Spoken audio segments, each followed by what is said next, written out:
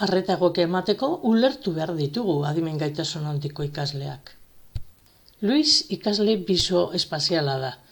Testu liburu batzuen antolaketa eta plantamendua saio bat ere gustatzen. Eta matematikako ariketen ebazpena prozesuen mekanizazio da zuzenduta baldin badago, ez saio bat ere gustatzen eta sofritzen du. Gainera gauza kurioso gertatzen da. Erronka errazetan batzutan blokeatu egiten da, baina arazo konplexuen aurrean erraztasunez lortzen ditu irtenbideak. Eta hori dana zergatik gertatzen da. Ikuspegi globala duelako, holistikoki ulertzen duelako, ez du pentsamendu lineal edo sekuentzialik.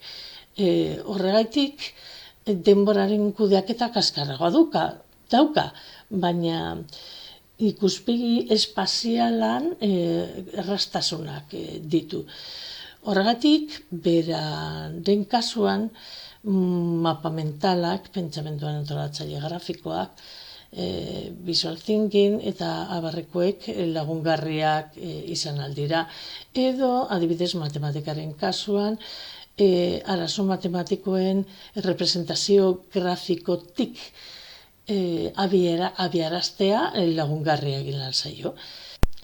Arazo konplexuetara ailegatzeko derrigorrez ariketa errazenetik irten edo igaro behar izatea, ez da bere kasuan ideia ona.